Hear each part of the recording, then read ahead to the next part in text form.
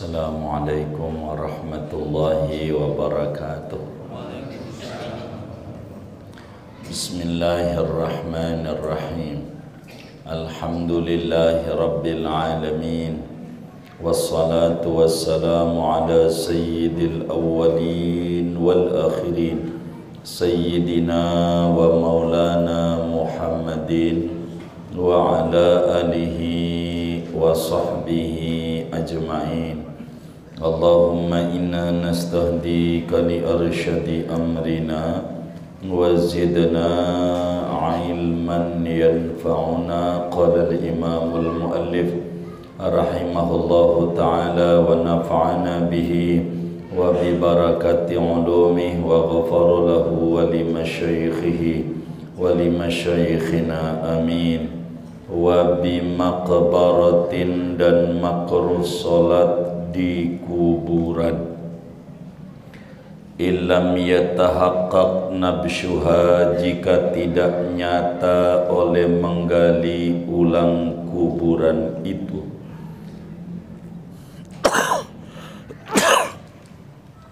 Sawa'un shalla ilal qabri am alaihi am bijanibihi, sama ada ia solat menghadap ke kubur atau ia solat di atas kuburan, am bijanibihi atau di samping kuburan.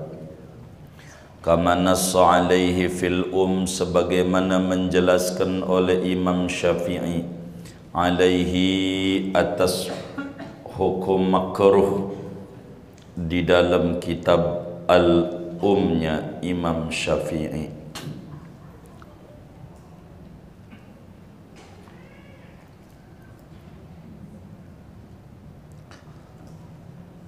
Wa tahrumus salatu li qabri nabiyyin aw nahwi waliyyin tabarrukan aw i'zaman, dan haram oleh salat menghadap kepada kubur nabi atau seumpama wali karena mengambil barakah atau karena mengagungkan.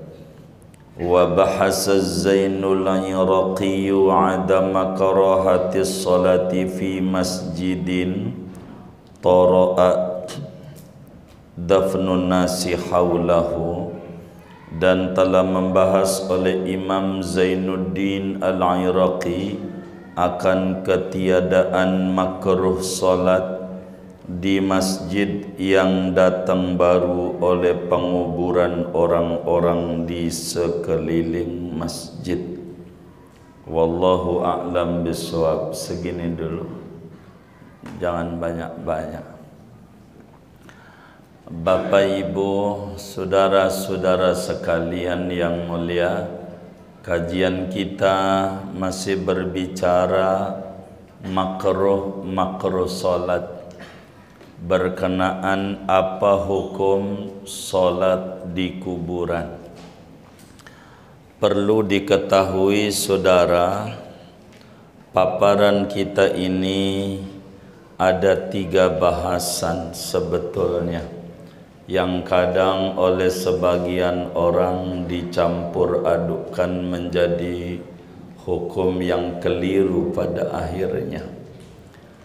Kita perlu diketahui ada namanya solat di kuburan. Kedua, ada solat di masjid, yang di masjid itu ada kuburan. Yang ketiga, ada menjadikan kuburan itu sebagai masjid. Ada 3. 3 ini hukum berbeda, enggak boleh dicampur-campur adukan karena lain materi begitu. Kajian kita masih ngomongin sholat dan masih berbicara makruh sholat. Jadi apa hukum sholat di kuburan? Maka kalau ditanyanya begitu, maka jawabannya perlu diperinci, perlu ditafsil, Sebab itlaqul hukmi fi maqami tafsil khata'un, mengeneralisir hukum padahal harus diurai dengan detail merupakan kekeliruan besar. Jadi kita harus duduk, masalahnya harus benar-benar duduk. Yang pertama, solat di kuburan itu hukumnya makruh. Kata Fathul Mu'in, wa bi maqbaratin illam yatahaqqaq nabshuha sawa'un shalla ilal qabri am alaihi am bijanibihi kama nassa alaihi fil ummi. Hukumnya makruh solat di kuburan. Jadi solat di kuburan itu hukumnya makruh. Kapan solat di kuburan itu makruh? Catatannya apa? Catatannya illam yatahaqqaq nabshuha, kalau sekiranya tidak nyata, tidak yakin digali ulangnya kuburan tersebut. Kalau tidak diyakini ini tanah kuburan adalah hasil daripada penggalian ulang, sehingga darah-darah mayit yang di bawah berubah naik ke atas. Itu namanya penggalian ulang. Makruh itu catatannya jika tidak jelas, tidak yakin bahwa kuburan itu sudah digali ulang. Kenapa makruh? Artinya solatnya masih sah. Sebab karena unsur bumi yang diinjek oleh dia nyata-nyata suci. Itulah penyebab makruh. Karena tidak yakin digali ulang. Begitu. Sehingga solatnya itu makruh. Kenapa makruh? Karena di situ diduga ada najis. Kedua, bisa jadi karena berjurusan dengan najis. Itu yang menjadi makruh. Seperti solat kita menghadap kubur, namanya menghadap najis. Ini nih makruh. Atau di atas kuburan, makruhnya double. Satu, makruh solat di kuburan. Dua, makruh solat nginjek kuburan orang. Itu dua makruh. Ataukah di samping kuburan, itu juga makruh. Kenapa? Karena berjurusan dengan najis. Makruh.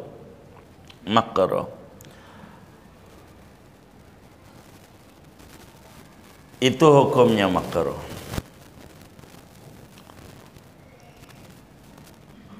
Ini nggak pakai alas, injak aja tuh rumputnya, maksudnya begitu. Bagaimana kalau kuburan itu nyata digali ulang? Artinya kuburan ini udah ada isinya, lalu udah sekian lama digali lagi untuk ditumpuk. Jadi sehingga yang di bawah itu menjadi ke atas. Kalau nyata, makruh ini qaidnya illam yatahaqqaq nabshuha. Pertanyaannya, fakaifa idza tahaqqaqa nabshuha? Bagaimana kalau yakin nyata benar ini adalah digali ulang? Kalau nyata digali ulang mah bukan sekedar makruh, akan tetapi solatnya tidak sah. Solatnya tidak sah di kuburan bila mana yakin penggalian ulang. Sepakat. Kenapa? Karena bumi yang dia injak bercampur dengan darahnya orang yang sudah mati. Itu enggak sahnya di situ. Tapi kalaupun sudah digali ulang, kalau kita pakai sejadah mah di atas kuburannya tuh pakai alas, udah digali ulang sehingga kita tidak nginjek kuburan, nginjek tanah, tapi nginjeknya sajadah, maka itu mah sholatnya tetap sah, hanya makruh, berjurusan dengan najis. Begitu. Jadi tidak sah kita sholat di kuburan dengan catatan sudah nyata-nyata digali ulang. Sepakat seluruh ulama mazhab Syafi'i, kakinya injak kuburan kagak sah karena kakinya nginjak najis, nginjak najis, enggak sah. Begitu. Kecuali bila pakai alas, pakai sajadah. Kalau pakai sajadah maka sholatnya sah di kuburan, hanya hukumnya makruh. Jadi yang makruh sholat di kuburan ini adalah dua. Satu, makruh sholat di kuburan bila mana tidak diyakini digali ulang, makruh. Kedua, makruh sholat di kuburan bila diyakini digali ulang namun kakinya nginjek sajadah. Yang ketiga, tidak sah sholat di kuburan kalau nyata digali ulang sementara tidak ada sejadah karena kakinya nginjek najis, nginjek tanah yang ada najisnya, Dan ini dijelaskan oleh Imam Syafi'i di dalam kitabnya salah satu daripada 4 kitab induk hukum mazhab Syafi'i. Ada ada Al-Imla, ada Al-Buaiti, ada Al-Muzanni. 4. Dalilnya dari mana makruh ini? Imam Tirmidzi meriwayatkan di dalam Sunanut Tirmidzi, demikian pula Ibnu Majah meriwayatkan di dalam Sunan Ibnu Majahnya, Imamul Baihaqi meriwayatkan di dalam Sunanul Baihaqi-nya dari sahabat Nabi Sayyidina Abdullah bin Umar radhiyallahu taala anhuma.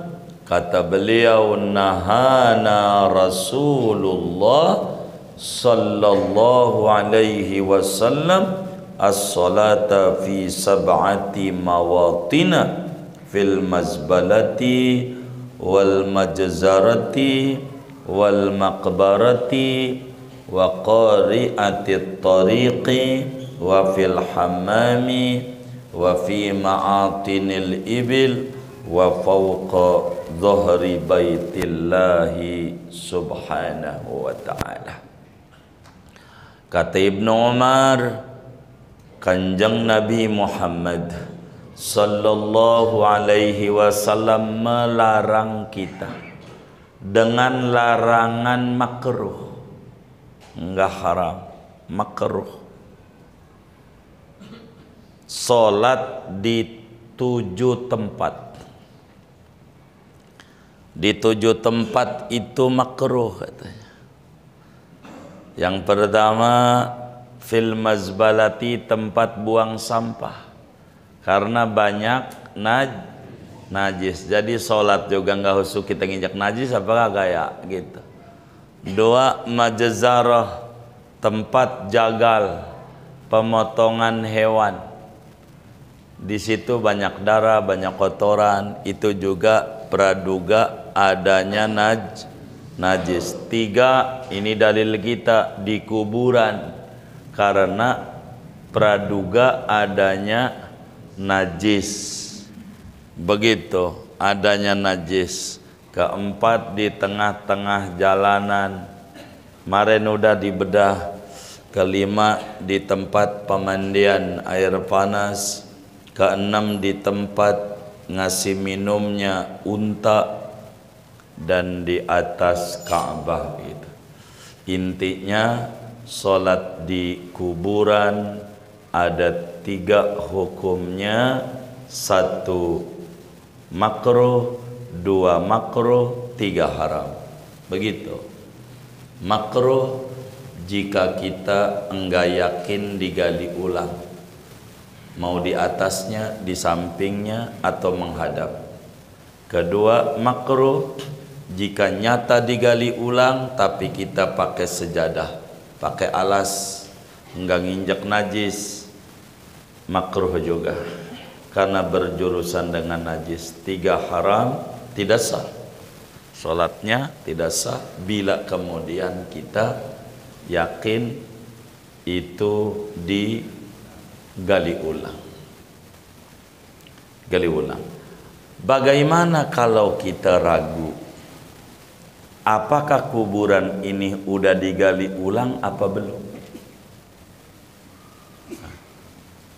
Maka fa in syakkal musalli fi nabshil maqbara fa qawlani fil madhab.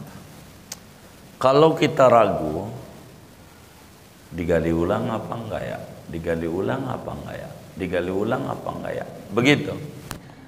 Kalau kita ragu, maka ada 2 pandangan, 2 pendapat. Yang muktamad sah salatnya tapi makruh. Kalau ragu, digali ulang apa belum, gali ulang apa belum, gali ulang apa belum, ini janji nggak bekalas kaki, itu hukumnya makruh. Kenapa sah? Karena asalnya buminya suci, dan bumi tidak boleh diputusin hukum najis disebabkan ragu, sehingga masih boleh sholat di kuburan. Yang kita ragu-ragu digali ulang apa belum, digali ulang apa belum, tapi makruh, tetap makruh. Itu satu, saudara, namanya sholat di kuburan, hukumnya yang tadi. Lalu bagaimana kita sholat di masjid yang ada kuburannya di depannya ada kuburan di depannya tuh. Bagaimana sholat yang di depannya ada kuburan, kuburan ulama, kuburan wali depan masjidnya atau kuburan umum kaum muslimin yang wakaf-wakaf di masjid? Saudara, sholat di masjid yang di depannya ada kuburan atau di dalamnya ada kuburan, kuburan wali gitu, atau kuburan ulama, kuburan nabi gitu, maka sholat itu ulama sepakat semuanya, sholat itu sah sholatnya, tentu dengan catatan bila sempurna rukun dan syaratnya.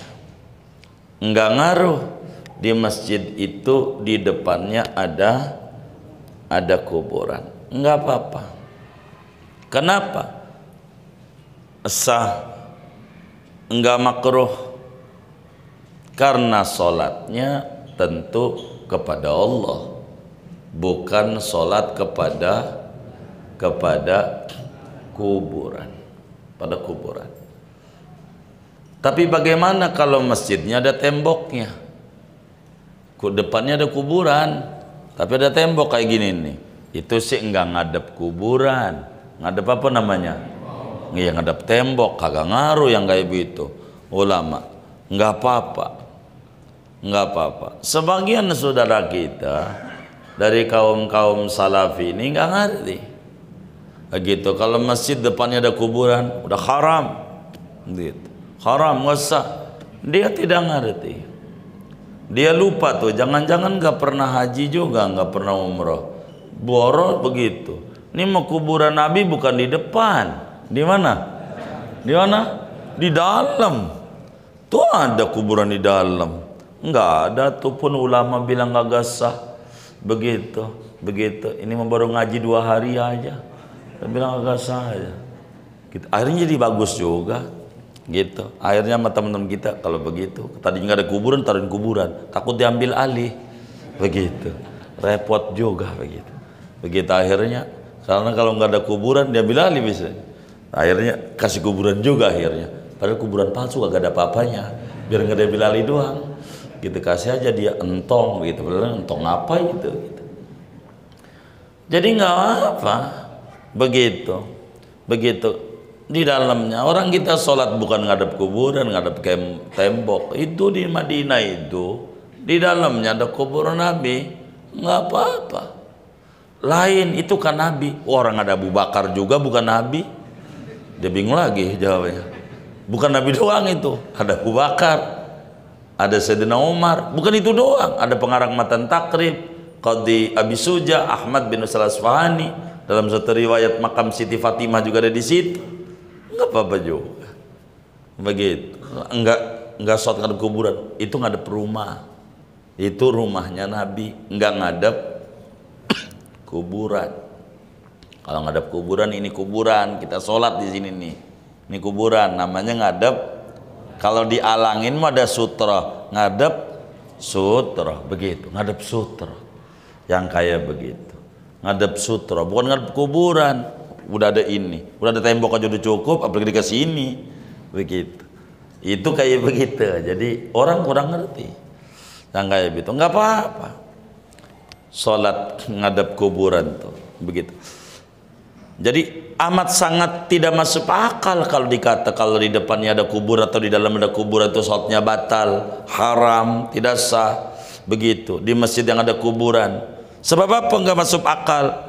Karena bakal menyatakan bahwa sholatnya kaum muslimin sedari dulu di Madinah begitu, yang ada kuburan di dalamnya lagi, itu semuanya sholatnya haram dan tidak sah. Kan nggak begitu, nggak ada ulama yang bilang begitu. Ini orang yang ngaji baru kemarin sore aja lah yang nggak kayak begitu. Nggak apa-apa.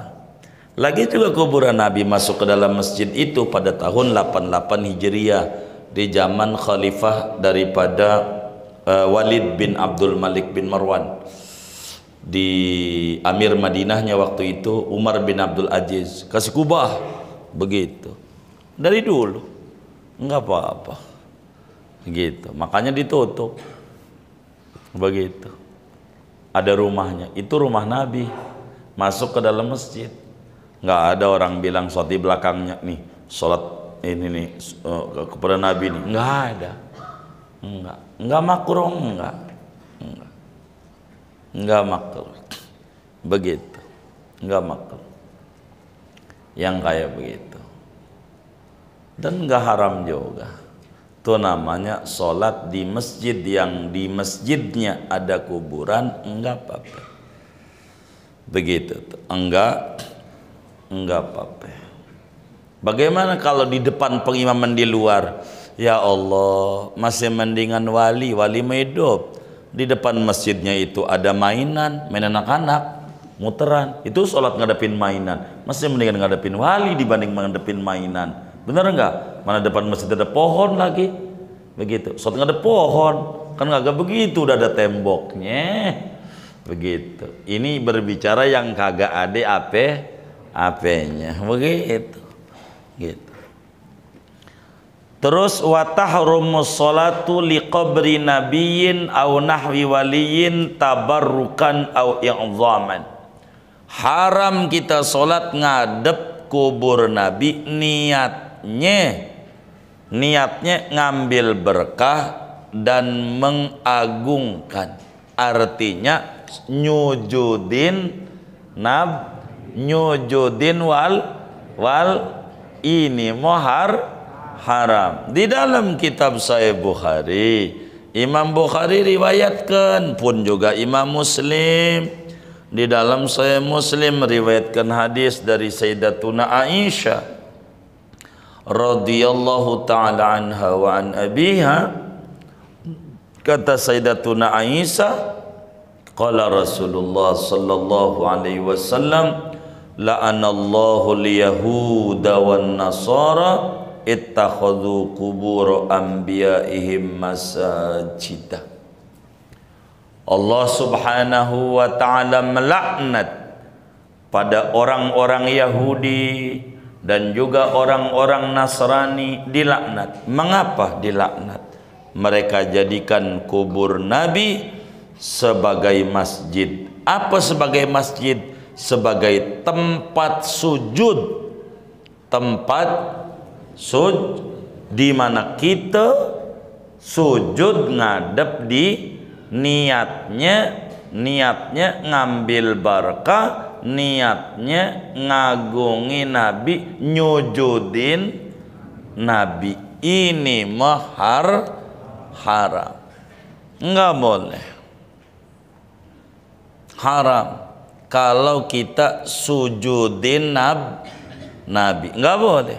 Manusia nggak boleh sujud sama manusia. Zaman hidupnya Habibuna Muhammad SAW, saat kalau tidak khilaf itu sedang Mu'ad bin Jabal, karena dia jadi gubernur di Yaman. Kalau enggak, pokoknya ada sahabat Nabi dah, saya lupa ini. Kemudian itu pulang ke Madinah sebagai gubernur, begitu, datang ke pimpinan, begitu. Lalu kemudian sujud sama Nabi. Nabi bilang, enggak boleh, bangun, jangan sujud. Dia lihat ada orang pada sujud sama pendeta, para jemaat gereja. Kata Mu'ad bin Jabal, kata sahabat ini, loh pendeta aja disujudin, kan masih hebatan Nabi, gue sujud juga sama Nabi. Begitu, sujud sama Nabi. Kata Nabi, enggak boleh. Begitu. Andai aku mau nyuruh manusia sujud sama manusia, niscaya aku akan suruh istri supaya sujud ame suami. Cuman kagak boleh manusia sujud sama manusia. Andai boleh, yang bakal saya perintahkan bini sama laki kudu sujud. Sebab surganya bini itu di kaki suami, surganya bini itu. Jadi masuk surga atau tidak tergantung lakinya ridho apa kagak. Begitu. Ketika dia mati, ayyuma imra'atin matat wa zawjuha rahdin anha dakhalatil jannah. Mana-mana seorang istri meninggal dunia, lakinya redho, nggak ada kesel, nggak ada kecewa amat tuh bini, maka surga. Jadi ibu-ibu nih, surganya di kakinya laki, nurut aja sama laki, jangan diomelin lakinya, sianan. Begitu. Kalau laki diomelin tuh diantara musibahnya, tuanya jelek. Bener nggak?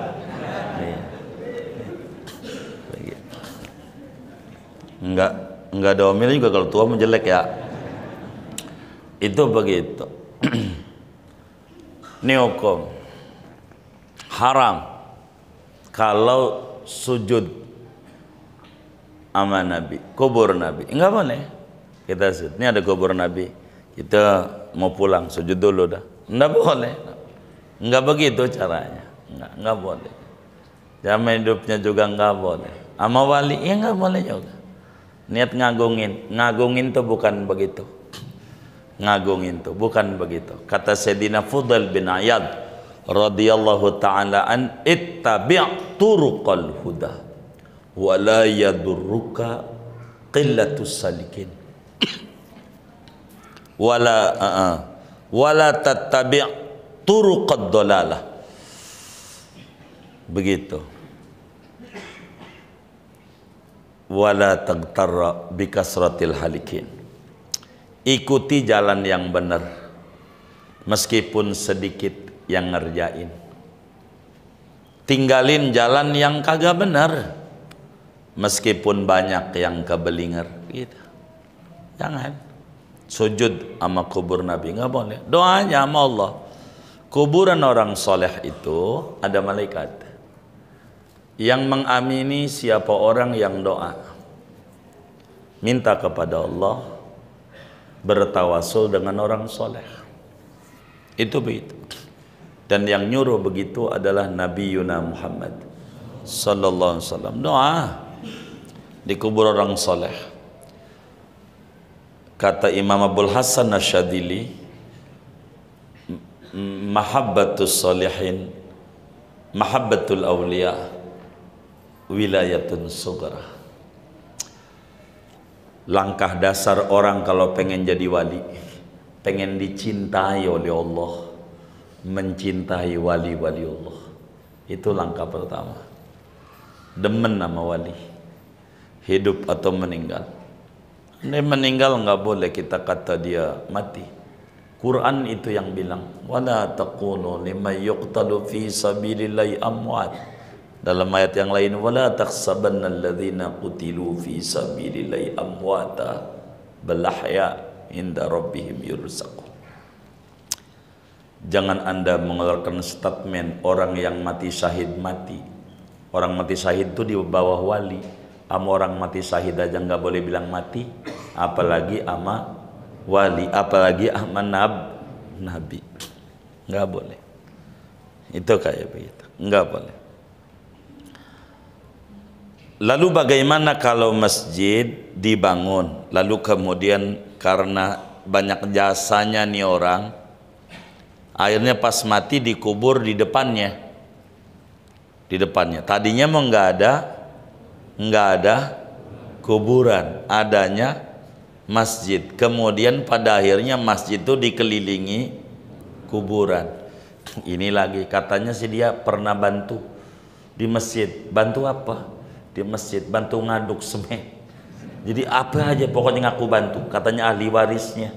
Gitu, ahli waris. Ini dulu yang wakafin engkongnya. Yang engkongnya dianya sih kagak. Orang dia ngerecokin pengurus doang. Kan ada juga yang kayak begitu, benar gak?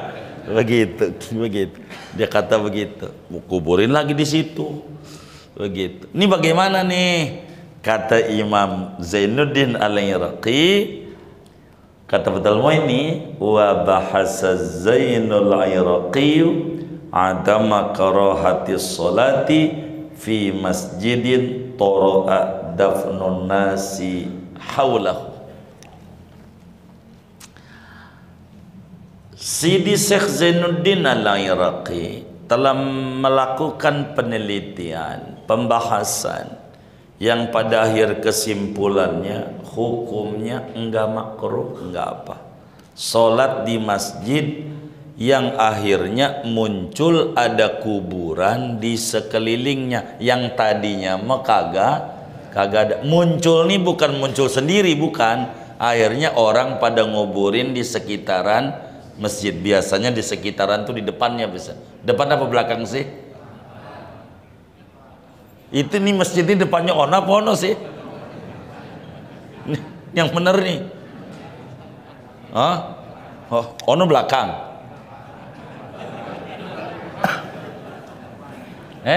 Cara nyebutnya bagaimana? Biar saya neranginnya gampang. Ono no depan apa belakang? Oh belakang. Depannya ono. Oh baik. Jadi di belakang masjid. Baik, di belakang masjid. Tadinya enggak ada kuburan, sekarang akhirnya dikubur. Tuh kita sholat di masjid itu enggak apa-apa, enggak makruh, enggak apa. Begitu lagi adanya masjid duluan,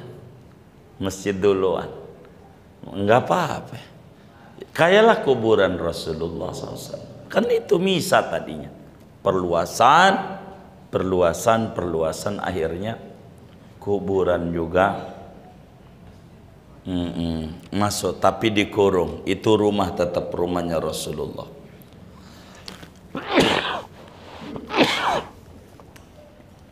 Enggak apa-apa. Jadi ada sholat di kuburan, ada sholat di masjid, yang di masjid itu ada kuburan, ada kuburannya bisa ada dalam masjid, ada kuburannya bisa saja di mana? Belakang masjid, baik belakang. Jadi orang sholat ini ngadepin belakang nih. Begitu ya. Saya bingung sebetulnya. Ngadepin belakang.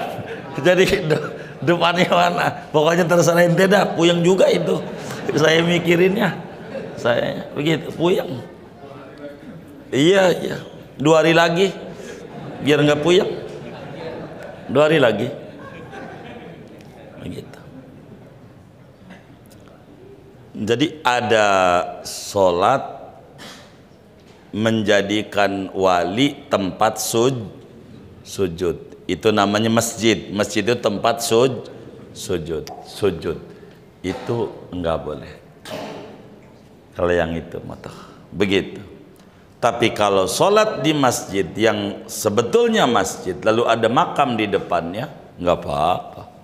Makruh juga enggak. Apatah lagi haram. Sholat ya tetap sah. Lagi sholatnya kita orang menghadap tembok, bukan menghadap kuburan. Nggak ada orang. Tuh orang sholat ngadep kuburan kagak ada. Satu pun kagak ada. Yang kata begitu, yang kayak begitu. Jadi kita harus pahami bersama tuh yang kayak begitu. Jadi materi kita ada namanya sholat di kuburan, ada hukum sholat di masjid yang ada kuburannya, begitu. Ada sholat di masjid yang tadinya nggak ada kuburan lalu ada kuburan, dan ada sholat menghadap kubur wali atau kubur nabi, niatnya tabarruk dan niatnya i'zaman, mengagungkan, niatnya ibadah. Kalau yang kayak begitu dilarang, karena Allah Subhanahu wa ta'ala melaknat Yahudi dan Nasrani yang menjadikan kubur nabinya tempat sujud, di mana Yahudi dan Nasrani sujud kepada kuburan niatnya semata-mata ibadah, nyembah, nuhanin kuburan. Nggak boleh lagi, nggak boleh yang kayak begitu, nggak boleh. Dan ini juga yang disalahpahami oleh saudara-saudara kita Wahabi. Nggak boleh ziarah kubur wali segala macam, nggak boleh. Tapi kalau ke tempat pariwisata mah boleh. Ini bagaimana kayak begini? Ini nggak bener nih. Gitu. Ini nggak kayak begitu. Udah segini aja ngajinya, masih banyak-banyak. Ada yang ditanya mungkin dari materi ini atau di luarnya, sebelum doa dipersilakan. Wallahu a'lam.